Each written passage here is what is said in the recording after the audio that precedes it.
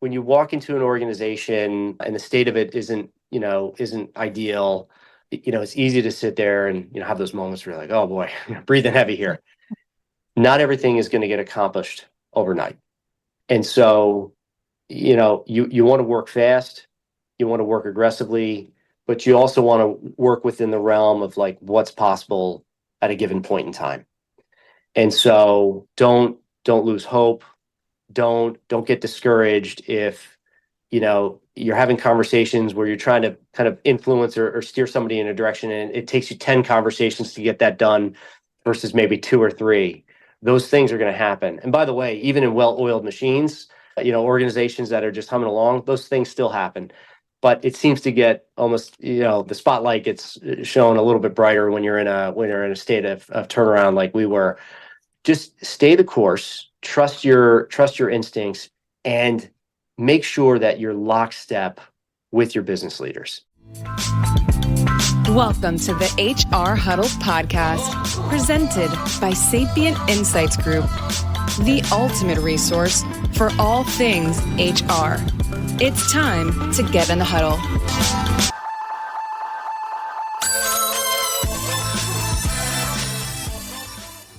Hello, everyone. Welcome back to the HR Huddle. I'm your host, Teri Zipper, CEO and Managing Partner at Sapient Insights Group, and I'm back for another exciting episode of HR We Have a Problem.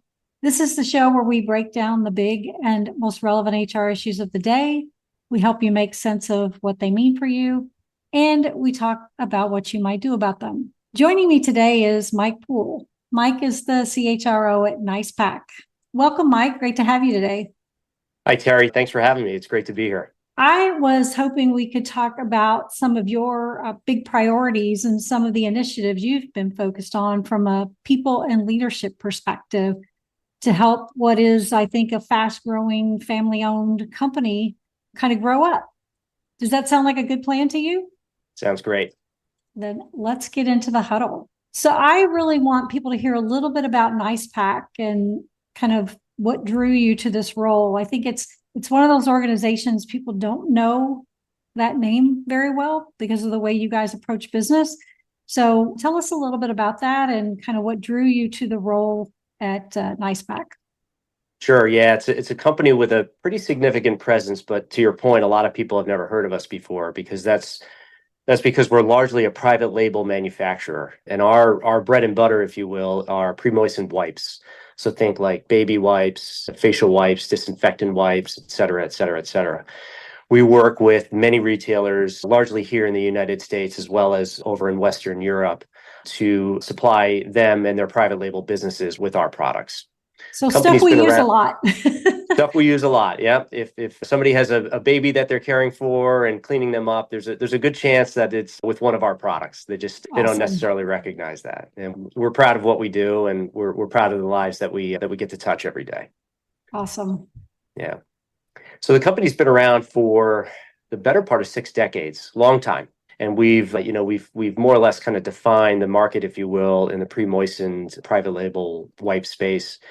To your point earlier, we are family owned. We were wholly family owned up until a couple of years ago. And then the makeup of the ownership structure changed a little bit. And we actually do have an investor, a minority investor in the organization as well, which lent itself to some changes in terms of some of the leadership at the top of the house, namely our CEO, some changes there. But, the company, we're a dominant player in our space. We feel great about the space that we play in today, but we're also thinking about, potentially what are some other avenues that we could be looking at down the line. So now that we're kind of set up in a good spot from an overall performance perspective, we're in a much better position to be able to drive those sort of decisions, which is really exciting and a very exciting time to be a part of Nice-Pak. Yeah. So you came into this sort of mid-sized family-owned business that was still kind of operating as a family-owned business, right? So all the decisions kind of rolling up to the top. Do you know what the trigger was that where they finally said, hey, we need to make some pretty big changes. And so we really need somebody to, lead our HR function, lead the people in this organization to the next level. Yeah, so Nice-Pak has been on a pretty steady growth trajectory over the course of really the last 10 or 15 years. And we saw this huge boom during the pandemic, which was right before I joined the organization. And like a lot of organizations who saw this big uptick during the pandemic, it was immediately followed with some pretty significant headwinds from a macroeconomic perspective. And as a consequence of that, there was just a lot in the way of changes in terms of senior leadership, a lack of cohesion across the different functions, and just kind of a lack of general sense of direction as to where we were going. These headwinds hit us pretty hard. Plus, we were operating under a cost model that at the time just wasn't sustainable. So I was brought in along with, at the time, some other senior leaders to help begin to right the ship, if you will.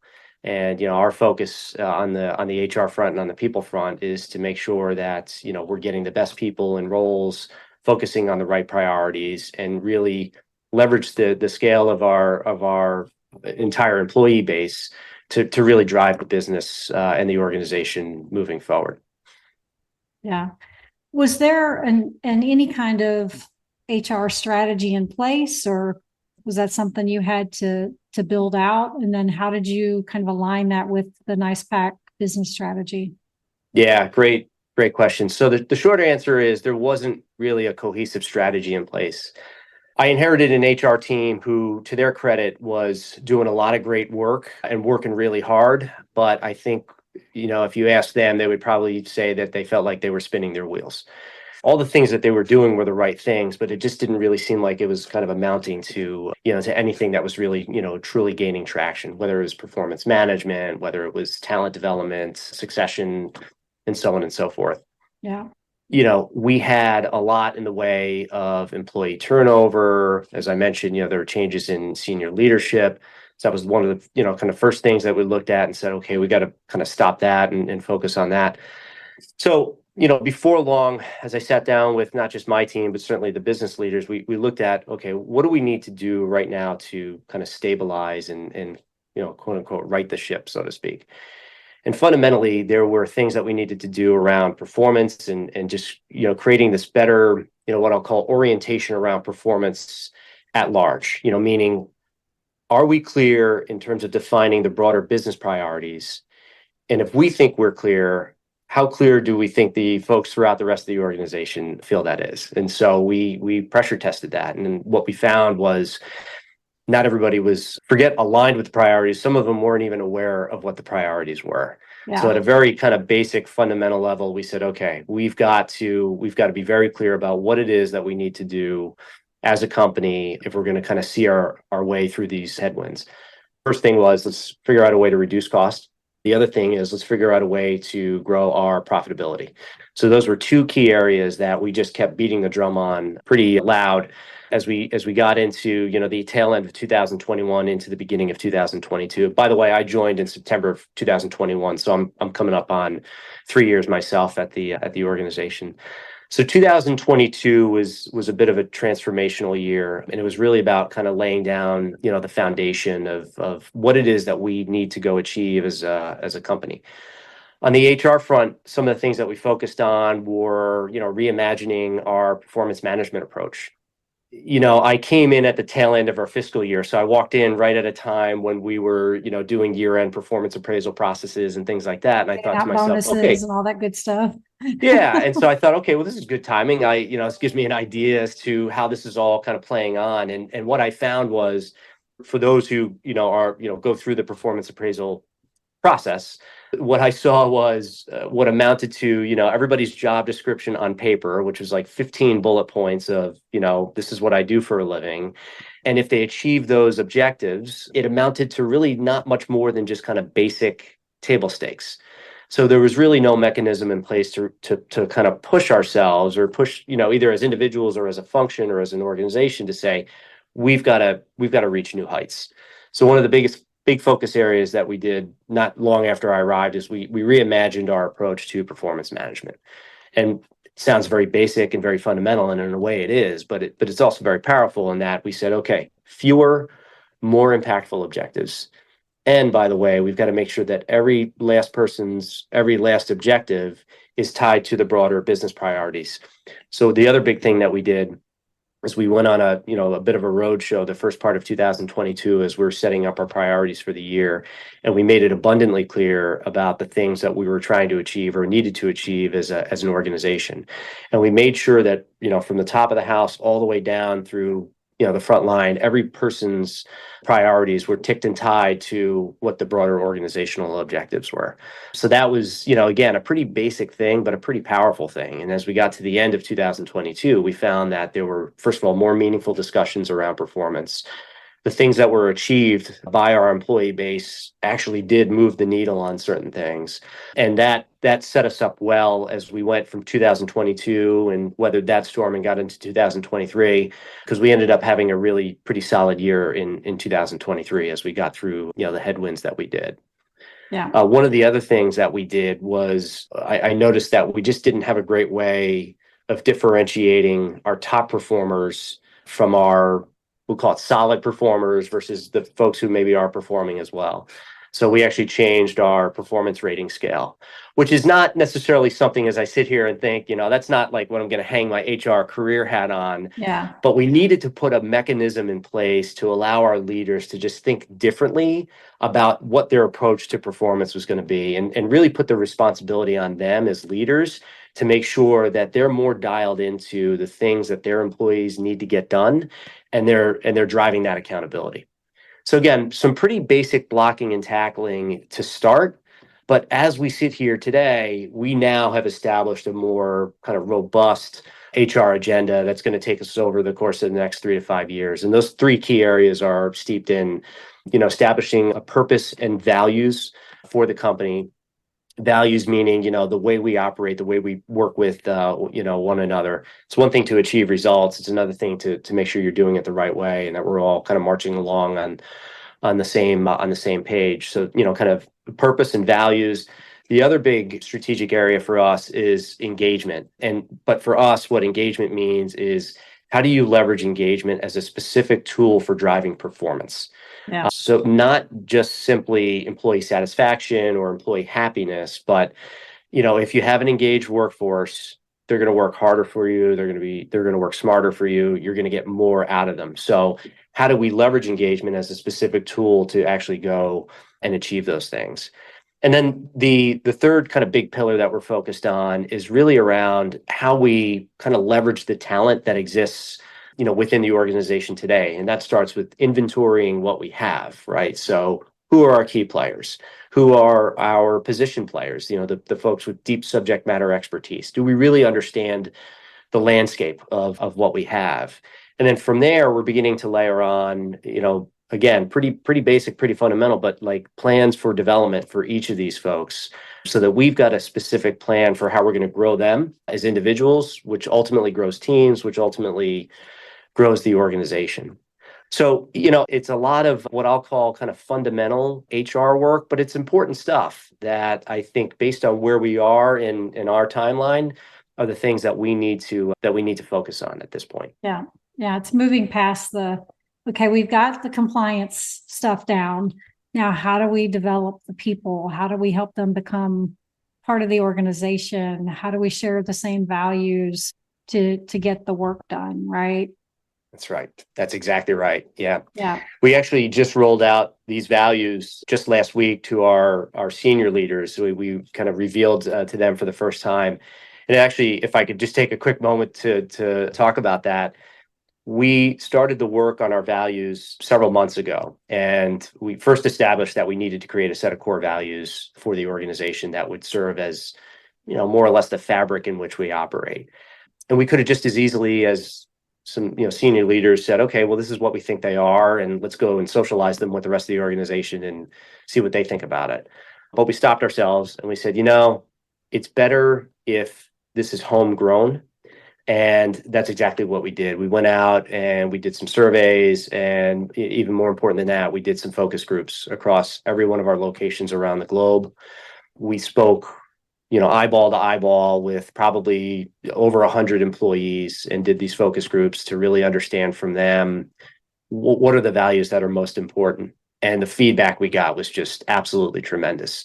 So from there, as you can imagine, we had a lot of data points and a lot of words that were being used some words were very different from one another, but they were all kind of describing some of the same key themes around teamwork and excellence and integrity and so on. And from all of that, what we did was establish some statements. So not just words, but actual statements that we're going to live into as a company. And when we went back to those folks who we did the focus groups with, and we said, hey, here's the fruits of your labor, if you will. Here are some of the things that we heard you say, and now we're going to play back to you in the form of these values.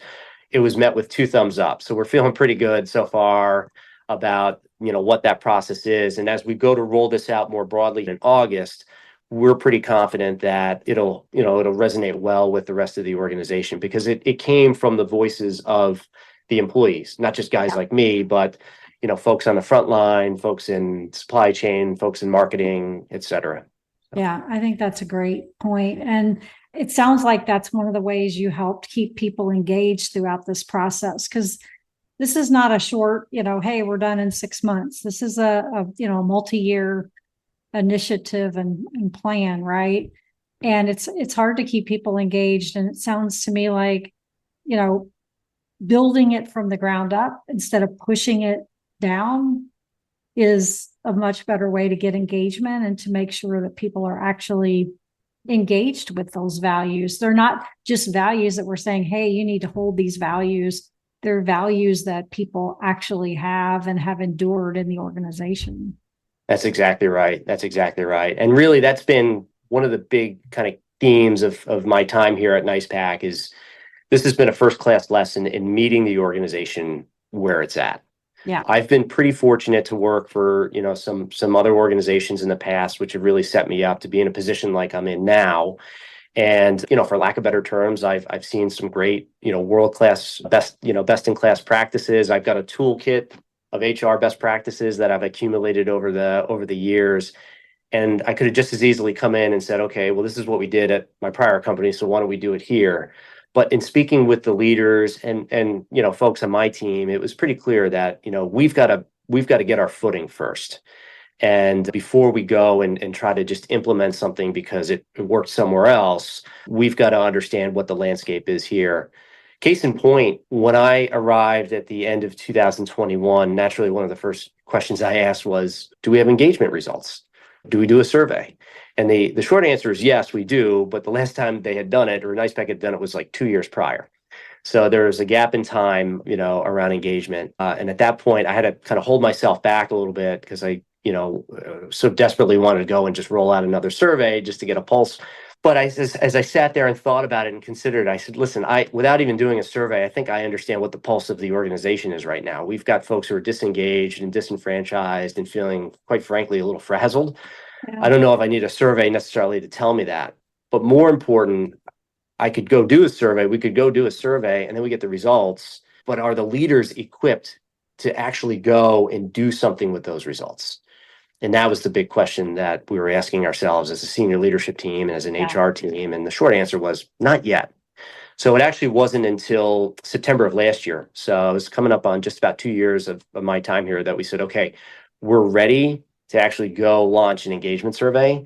And I'm so glad we decided to wait and not just kind of try to get it out there right out of the gates as soon as I arrived, but instead let the new leadership team kind of settle in. At this point, our mid-level managers and our frontline managers have been on, this performance journey long enough to know that, engagement is something that's important to us and therefore should be important to them.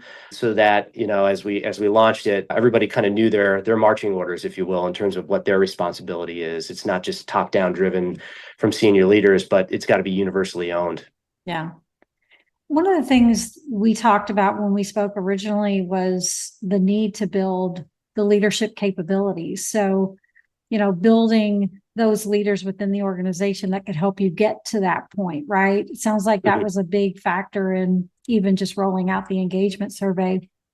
What was the scale of that, and sort of how did that leadership development fit in the larger set of your priorities? Yeah, so we're still on that journey, but we've made, I think, some pretty good progress, certainly in the last, few years.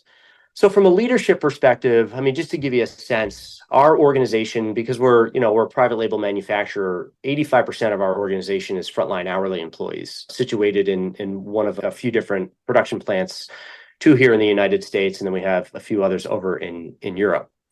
And so the majority of our leaders are, plant-based leaders who are, working in manufacturing. A lot of those folks, more or less kind of grown up in manufacturing or, kind of grown up at Nice-Pak. And a lot of them have developed very strong technical expertise or deep institutional knowledge about the organization. Even people that we've hired in from the outside, they were looked at and said, okay, well, this person's got, a lot of, deep manufacturing experience. We're going to bring them in. I always use this analogy, not all great salespeople make necessarily great sales leaders. And the same can be said for, pick your function.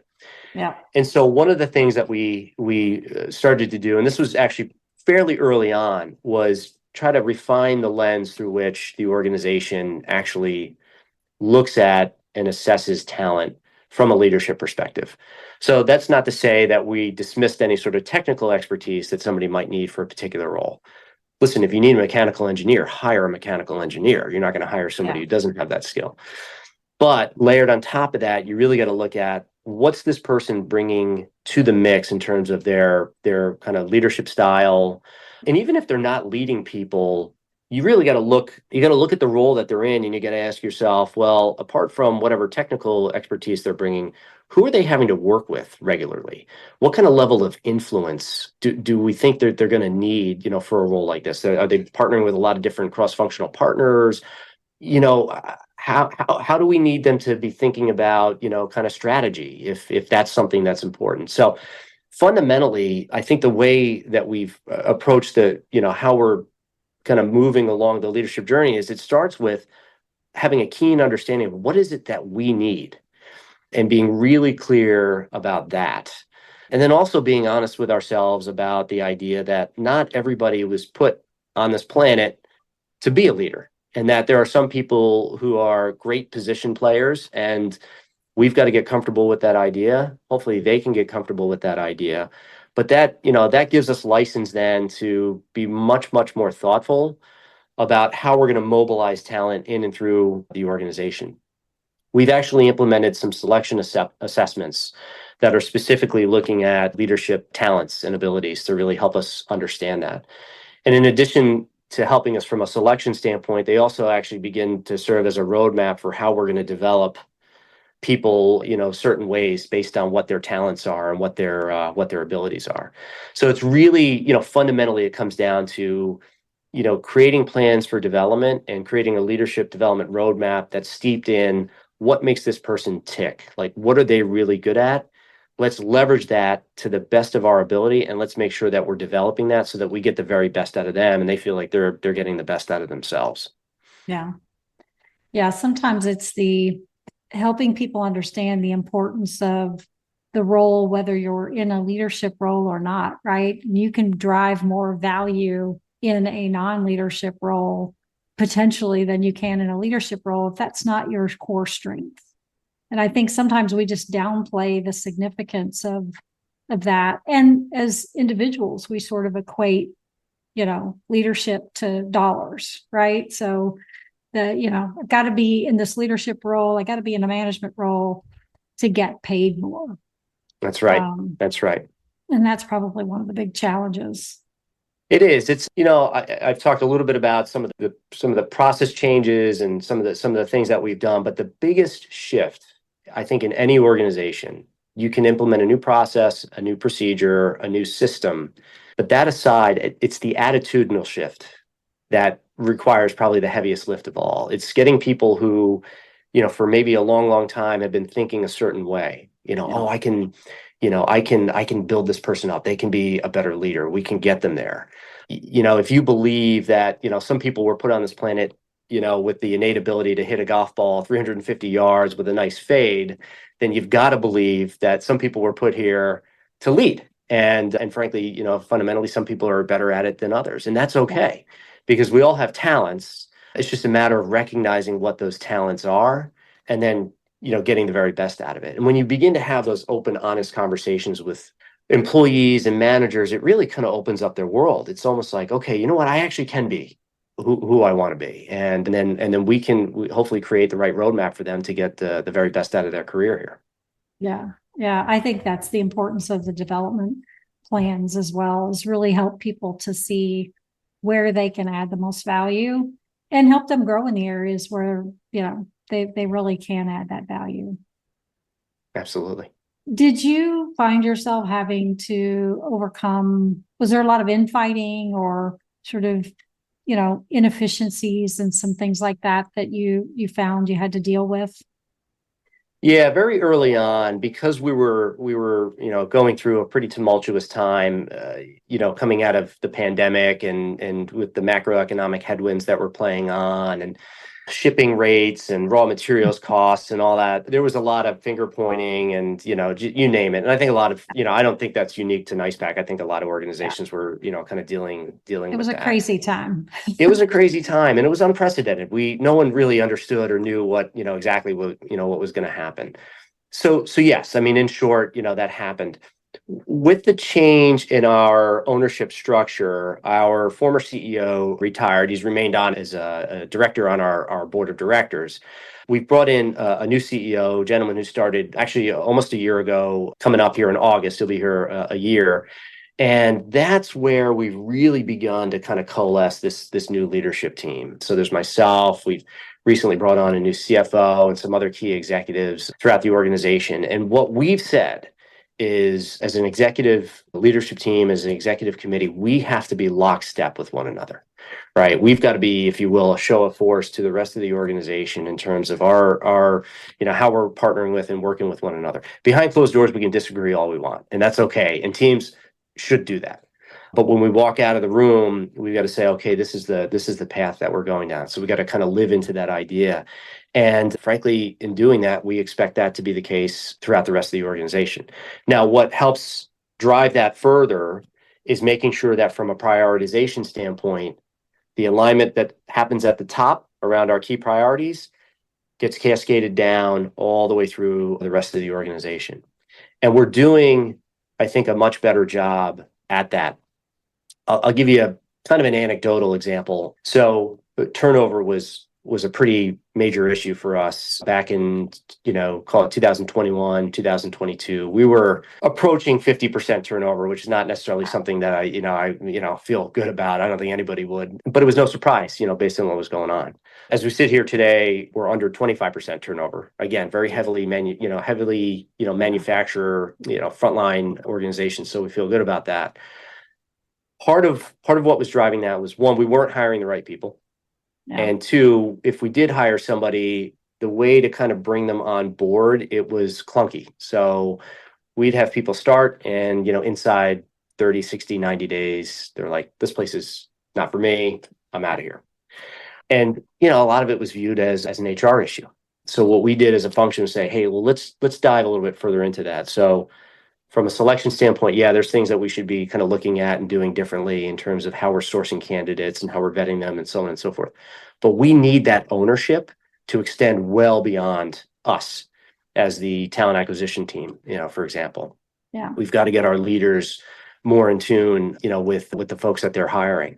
And so we created this partnership, and I think we've gotten pretty good at, how we kind of manage the hiring process now, where there's just loads more ownership across the board than there ever has been in terms of selecting talent for people to come in.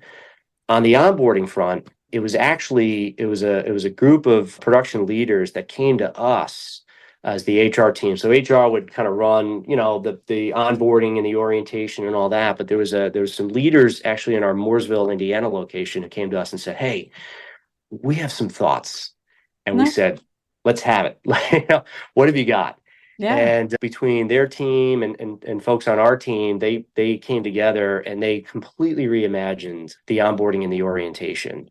Yes, orientation and onboarding need to cover the fundamental things, the basics like benefits and, here's the org structure. And by the way, there are the restrooms and the break room and all that stuff. But it's so much more important than that. It's an opportunity for an organization to really indoctrinate people from the get-go and get them bought into what this company is all about. Yeah. We've got a long, rich heritage, and it's like, we want to celebrate that. And I want somebody from the moment they walk in the door to start celebrating that with us. And that's what this team focused on. So now, when somebody comes in, they're part of Nice-Pak day one. They understand what their role is. They understand how their role ladders up to the bigger picture and the importance that it plays. And as a result of those two things, we've seen a dramatic reduction in our turnover. We've seen more longevity in our frontline, which is fantastic. We've actually also seen the composition of our turnover change pretty fundamentally, whereas before it was majority voluntarily, people leaving voluntarily. Now that's flipped, right? Yeah. And we're a little bit more in control and a little bit more in the driver's seat in terms of, managing performance and whatnot. Yeah. As we're having this conversation, it's reminding me just how important every aspect of the employee journey is. You think, oh, well, we'll shore up our performance and that'll fix everything. Nope. Got to shore up onboarding. We're going to shore up our onboarding. Now we got to shore up our development. It's all sort of so interconnected, right? And what makes the organization tick. So HR has a lot of priorities. There are. It spans, it spans a lot of different layers. But I agree with you, Teri. I think you have to shore those things up. I call those kind of the HR fundamentals. Yeah. And you can't go do big, ambitious things if you don't have the fundamentals on lock. And fortunately, I think we're in a place now where we're getting there, and that's given us license to start thinking about some of those big, BHAGs, as they call it, big, hairy, audacious goals. And based on the 3 strategy sessions that we've had starting last fall, and again this winter, and then most recently last week with our top 30 leaders, we are now looking at a horizon that 2 or 3 years ago, if you asked me if we'd be talking about some of the things that we're talking about, I'm a glass half full kind of guy, but even I would have probably said, no way. Yeah. But, here we are, right? We're talking about some pretty ambitious things that we think we've earned the right to be able to go look at and kick the tires on and see if we can't play in adjacent spaces, which is really, really exciting. And that's the sort of level of HR that I love to play in. But it does start with the fundamentals. That's awesome. Yeah. What role, if any, did HR technology play? Like, did you guys have a good core HR system, or, were you looking at technologies and trying to bring in some technologies to support enabling some of the things you were building? Yeah, so fundamentally, the HR system that we use today, I assume I can say it, it's UltiPro. We use UltiPro. I don't know if I'm giving a plug trade to UltiPro. Secret. Trade secret. No, I think that's fine. A lot of people use UltiPro, so they think that's fine. Actually, I'm a first-time user of UltiPro. I hadn't used it, believe it or not, in my 20-something, year career. I hadn't used it before. As far as the system itself goes, I think, at a basic level, it's working for us. But I believe we're not getting the most out of it that we should be. Yeah. And that's actually something that I've challenged our team to think about, is how do we leverage the system in a way that's going to be more, beneficial to us? It's like, it's got a lot of bells and whistles and things like that, like a lot of systems do, that we're just not, fully tapping into. It's like if I go and buy a new cars now, even the base models have all these different things on it, but I don't leverage half of it, right? Because I don't know that it's there, and I don't know, how to use it. It's kind of the same thing with our HR system. So we're challenging ourselves to really, focus on that and get better use out of it, whether it's for performance management, succession planning, talent, development, and so on and so forth. So that's kind of one, key area. The other thing that I would say is, because such a large portion of our employee base is frontline hourly, they don't have regular access to things like email. We've got communication boards and things like that, video screens throughout our locations, but that doesn't always reach every person. So one of the things that we're looking at, and we're exploring, are apps that you can put on every employee's phone that can serve as a way to communicate. Gary Giles, who's our chief executive, is all about wanting to be able to go factory direct to every last person in the organization. So while it may not be feasible to set everybody up with an email address, we are looking at some different platforms and apps that will allow us to go factory direct to folks all throughout the organization, even down to our frontline level. So not just messages, but we can send them videos. They could use it to do things like open enrollment instead of having to huddle up around a kiosk in the HR office. So we're trying to explore those different types of technologies to just make life easier for people and feel like they're more connected to the information that we're so desperately trying to cascade throughout the company. Yeah. Yeah. I mean, people do everything on their phone now. So it's not a leap right? That's And right. for a long time, frontline workers have not had direct access to computers, or they had to go to a specific place to use it, right? It wasn't always convenient. And now they've got this thing in their pocket that's as big as some of the original computers that they were using in the government, right? To run massive amounts of things. Yeah, So absolutely. yeah, Yeah. Yeah. Take advantage it's of it. pretty awesome. Yeah. If you were going back a couple of years and sort of starting over, is there anything you would do differently?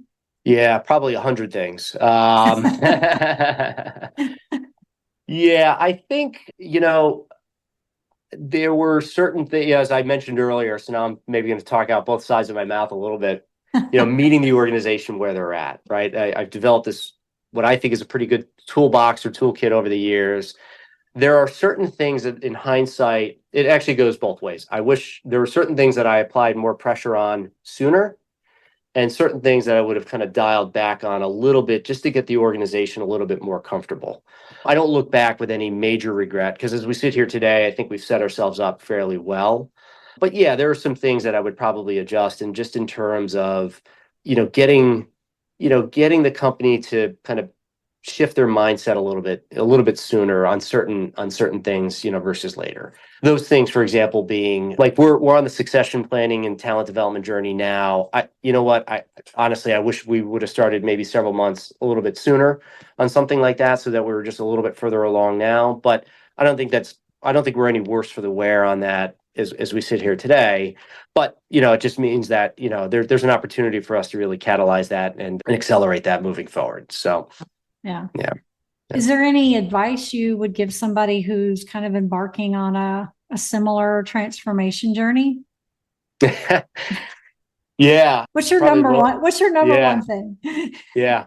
When you walk into an organization and the state of it isn't ideal, it's easy to sit there and, have those moments where you're like, oh boy, breathing heavy here. Not everything is going to get accomplished overnight. And so, you want to work fast, you want to work aggressively, but you also want to work within the realm of like what's possible at a given point in time. And so don't lose hope. Don't get discouraged if you're having conversations where you're trying to kind of influence or steer somebody in a direction, and it takes you 10 conversations to get that done versus maybe 2 or 3. Those things are going to happen. And by the way, even in well-oiled machines, organizations that are just humming along, those things still happen. But it seems to get almost, the spotlight gets shown a little bit brighter when you're in a state of turnaround like we were. Just stay the course, trust your instincts, and make sure that you're lockstep with your business leaders. I think, one of the, very kind of fundamental things that I learned early on in my HR career, and again, I've had the good fortune of working for some great organizations that have helped really kind of define what HR is today, is that it starts with what's the business priority that we're trying to solve for. Like, don't ever lose sight of that.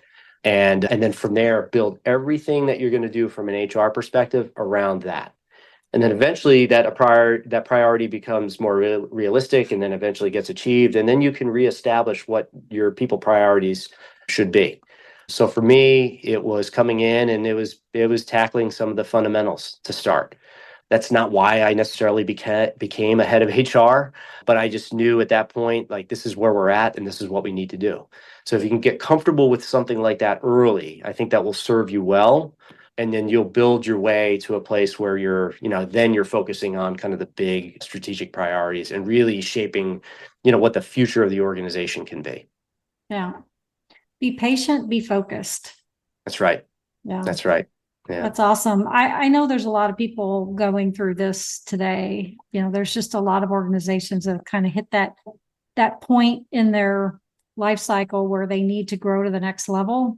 Mm-hmm. And they're making some of these same decisions. So I think this will be a big help to them. So thanks for joining me today, Mike. This has been a great conversation. Where can people find you online on LinkedIn and other socials to learn about what you guys are doing?